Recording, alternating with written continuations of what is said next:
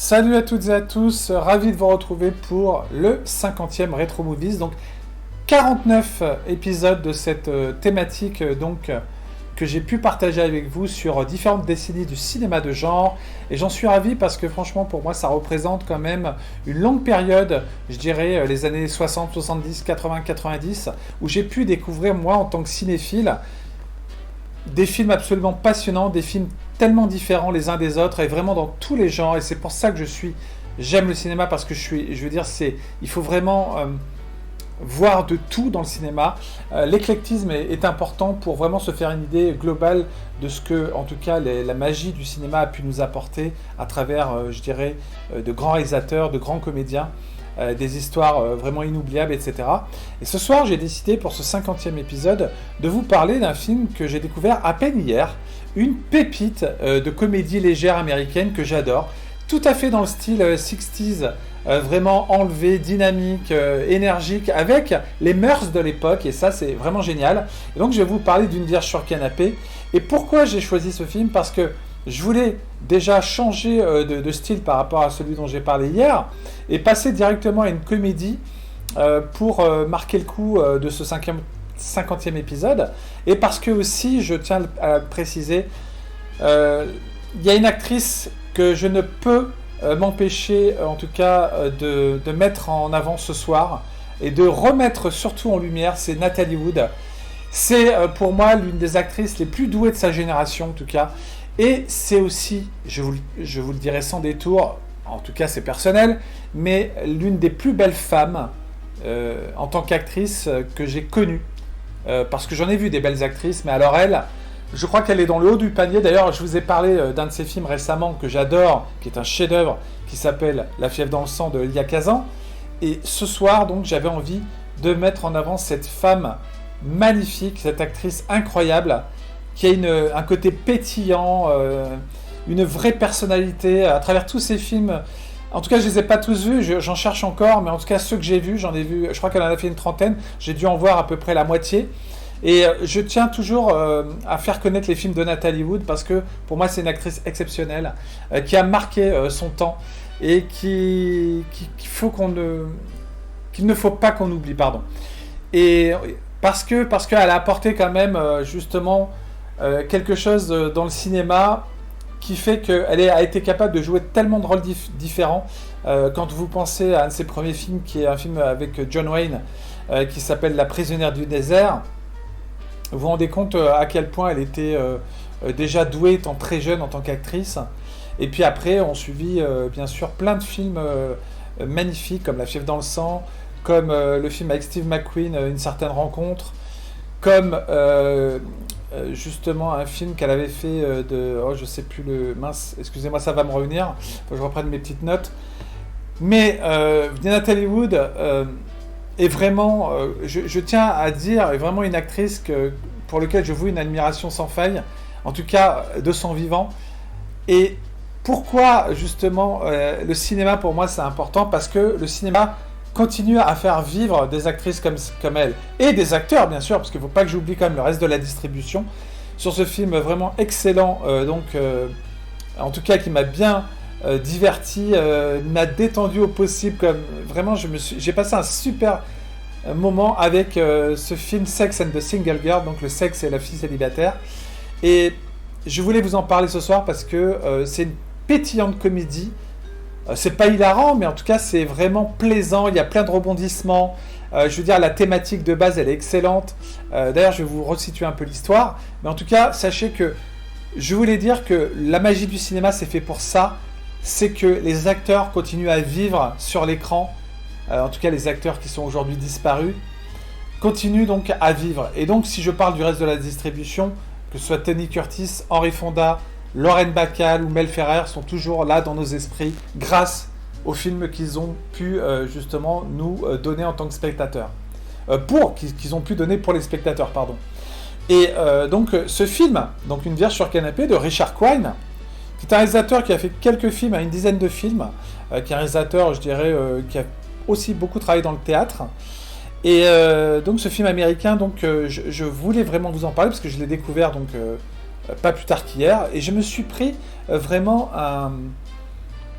je dirais, un plaisir de spectateur, voilà, qui est vraiment sur le moment. C'est pour ça que je voulais en parler ce soir, parce que c'est encore chaud dans mon esprit, et que j'ai vraiment adoré le ton de cette comédie. Alors, de quoi parle Une Vierge sur le canapé ?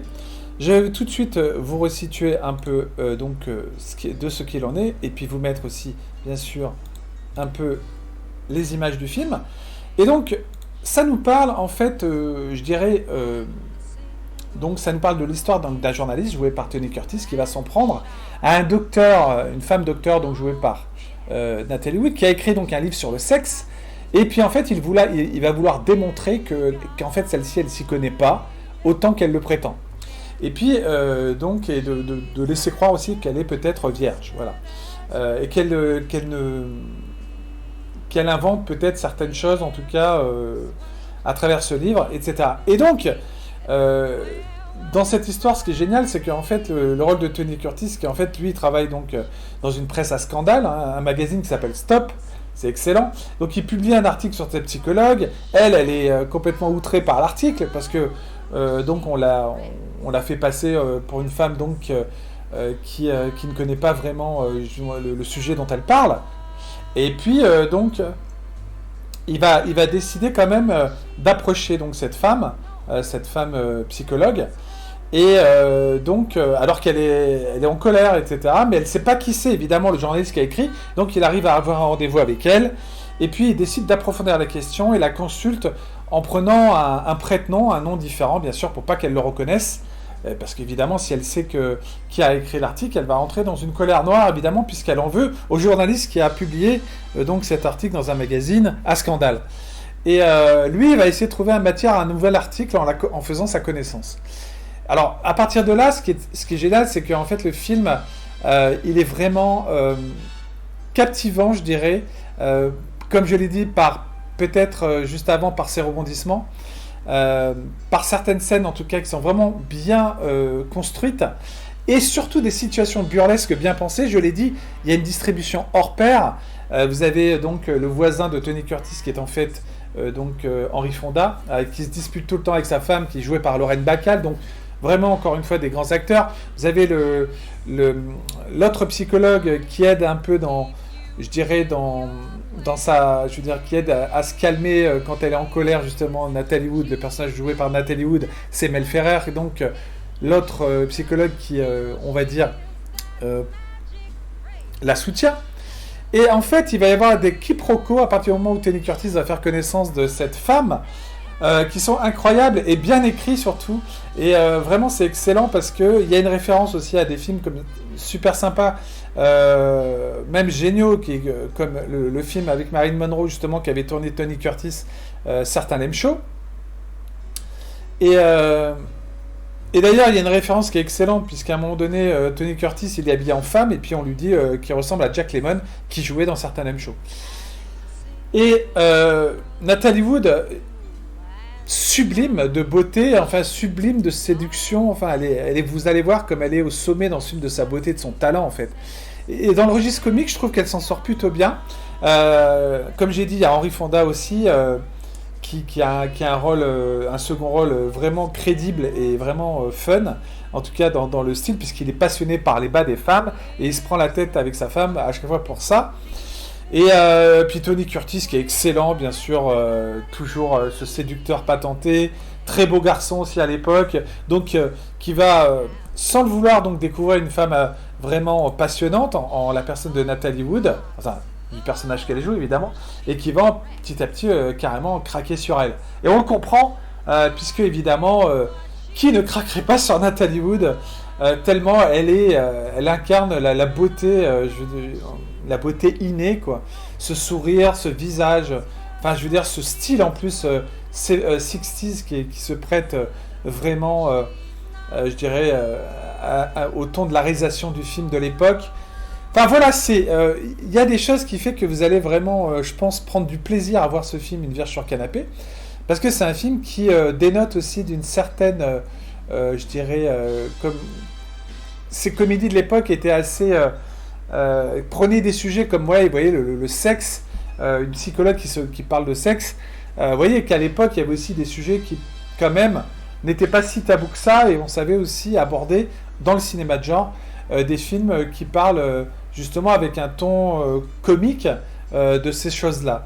Et ici, donc, on est tout à fait vraiment dans une comédie légère, je l'ai dit, mais en même temps passionnante par son côté burlesque. Et le film, d'ailleurs, cette scène aussi, quand Tony Jerkis s'habille en femme et qu'il essaie de se sortir d'une situation un peu compliquée et qu'il se retrouve avec sa psychologue et qu'il essaie d'inventer mille et un stratagèmes, en tout cas pour à chaque fois essayer de rentrer dans sa vie et surtout de ne pas dévoiler qui il est vraiment. Mais jusqu'au jour, alors là, la fin absolument géniale aussi, les 20 dernières minutes sont complètement partent en freestyle. Je vous dirai pas ce qui se passe, mais c'est vraiment une succession d'enchaînements justement de situations qui se termine aussi par une course-poursuite. C'est absolument jubilatoire, c'est un régal. Et moi, je tenais absolument à ce que donc ce film, vous puissiez vraiment tout faire pour le découvrir. Parce que vraiment, c'est une pépite de comédie, quoi. Et c'est aussi, le cinéma, c'est aussi ça. C'est vous faire découvrir, en tout cas dans Attention ça tourne, sur Attention ça tourne, des films de cette, je dirais, vigueur, de cette, justement,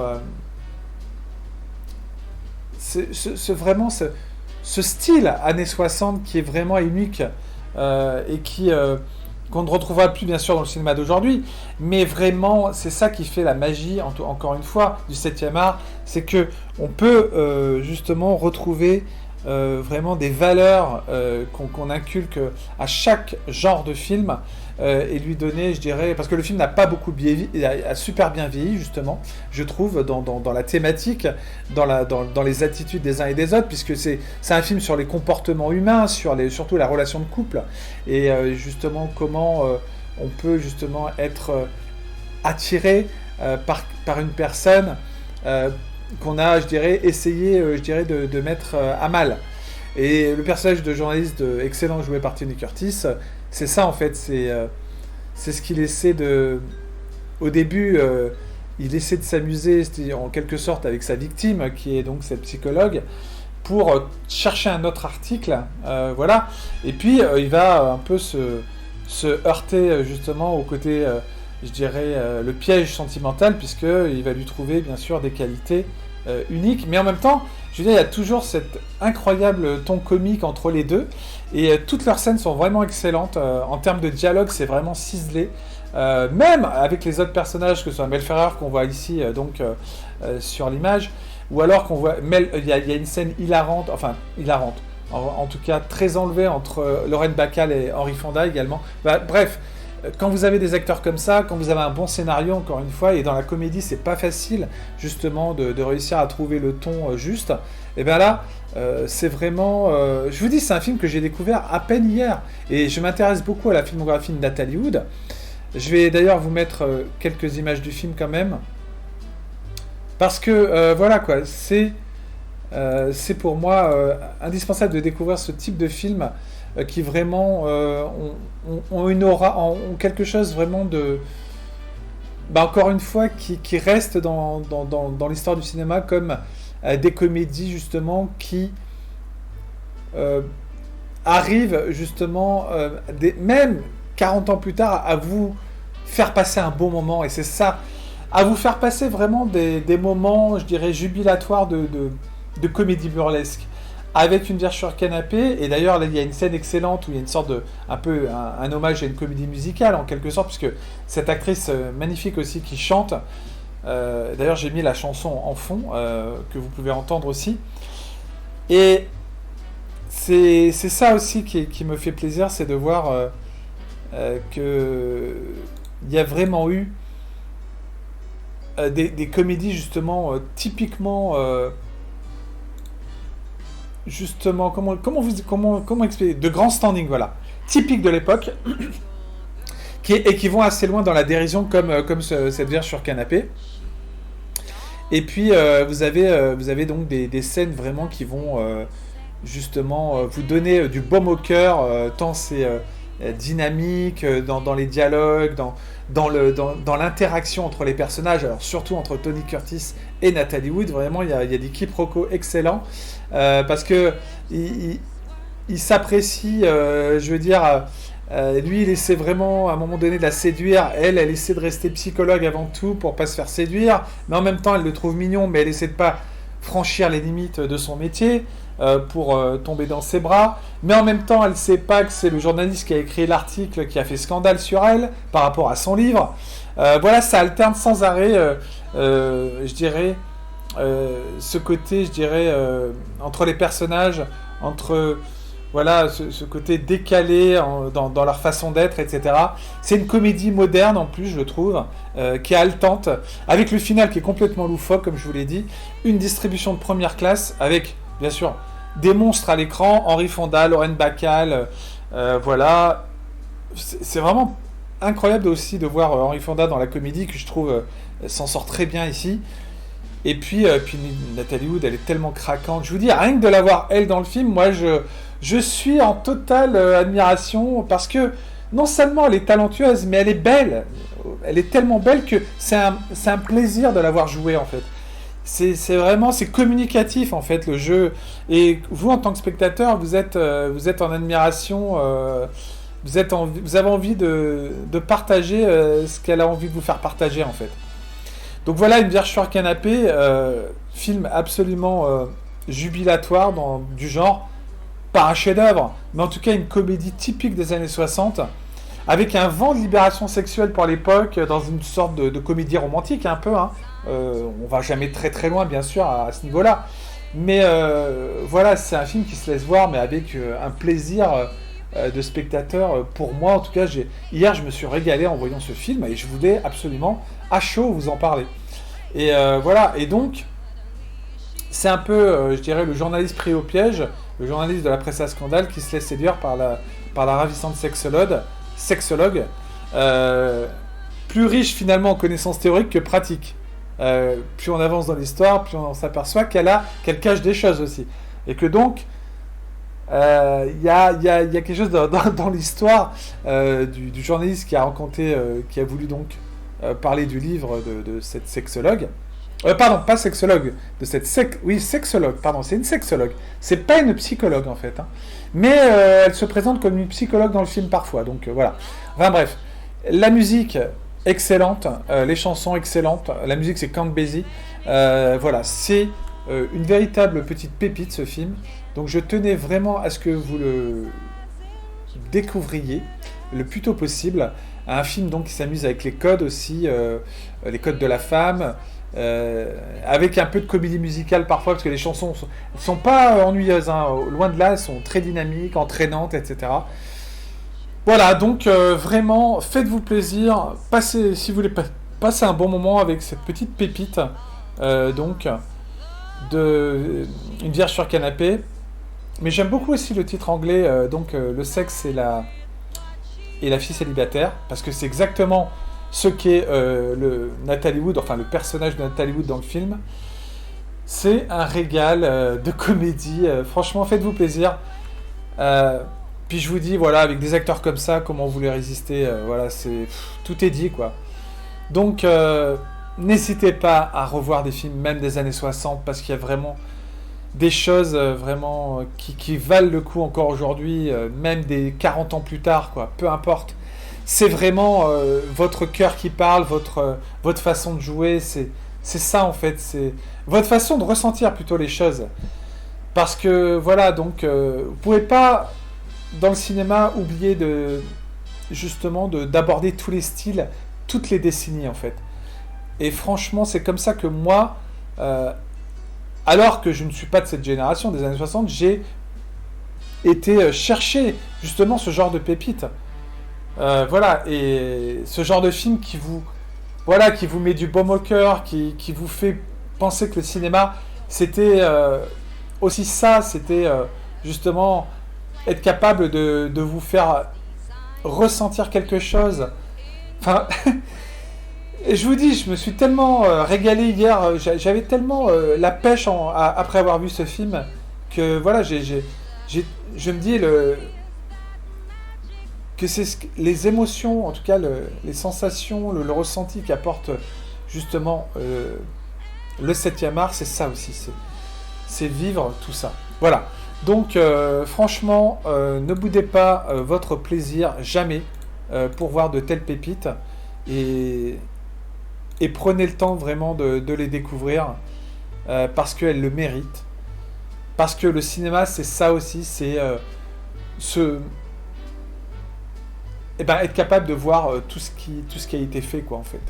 Et dans tous les genres, comme je l'ai dit au début. Voilà, quoi. Bon, beaucoup d'émotions, en tout cas, parce que c'est une actrice dont je trouve la fin de carrière malheureusement très triste pour Natalie Wood. Parce que je repense, bien sûr, c'est pas gai ce qui lui est arrivé à la fin de sa vie.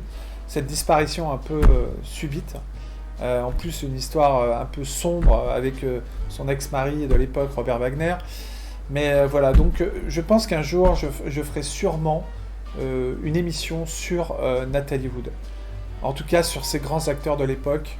Je sais pas, mais en tout cas, cette femme mérite, encore une fois, d'être mise ô combien, et toujours, elle existe à travers ses films, et c'est ça qui est important. Elle est pour moi toujours vivante, toujours bien vivante à travers ses films. C'est pour ça que je n'arrêterai pas de chercher encore une fois tous les films que je peux trouver d'elle. Voilà. Mais les autres acteurs sont excellents aussi, hein, bien sûr, la distribution est hors pair. Donc voilà, j'espère encore une fois, pour ce 50e épisode, que j'aurai su vous donner envie de plonger dans les années 60 pour retrouver cette comédie pétillante qui est Une Vierge sur canapé. Merci encore une fois N'oubliez pas de liker, bien sûr, ça fait toujours plaisir, comme je le dis, et je le répéterai, parce que c'est important que la chaîne donc évolue avec le temps. Ça fait presque 2 ans maintenant que j'ai ouvert cette chaîne, et j'espère qu'en tout cas, beaucoup de gens finiront par rejoindre Attention ça tourne, pour le plaisir de partager et même de faire des émissions en live, pour des personnes aussi qui écoutent justement les émissions hors live ou en live que je fais, qui veulent participer à des émissions en live. N'oubliez pas que vous pouvez laisser me joindre par Discord ou Twitter, tout est indiqué dans les commentaires sous la vidéo. Voilà. D'ici là, il ne me reste plus qu'à vous souhaiter donc une bonne continuation pour la semaine, et puis on se retrouve bientôt pour sans doute le prochain live sur Georges Romero. Voilà, et puis bien sûr, Retro Movies continuera, ça c'est sûr. Il y a tellement 50 films, je vous ai parlé de 50 films, il en reste tellement, des centaines. Enfin, en tout cas, j'essaierai d'aller au maximum de ce que je peux faire. Et puis bientôt, on reprendra une nouvelle. C'est pas qu'on reprendra, pardon, excusez-moi. Je commencerai sans doute à parler aussi de ces anciennes séries comme Retro Movies. Rétro séries, sur les séries justement qui ont, je dirais, brillé sur le petit écran. Dernièrement, on avait fait un live sur la 4ème dimension. Je reviendrai sur des séries majeures du petit écran. Voilà, ce sera toujours dans les décennies, on va dire, majeures de l'époque, 60, 70, 80, 90, jusqu'à 2000, on va dire. Voilà, je vous souhaite une bonne fin de soirée, et puis je vous dis à très vite sur Retro Movies et sur Attention ça tourne. N'oubliez pas donc de vous abonner à la chaîne, et puis je vous dis à très vite pour un nouvel épisode de Retro Movies, un nouvel épisode de Quartier Interdit, un nouveau live vendredi prochain, qui sera suivi le 27 de la 2e partie du live sur Romero. Et voilà. Merci à tous de m'avoir écouté. Je vous dis à très vite et vive le cinéma. Bye bye.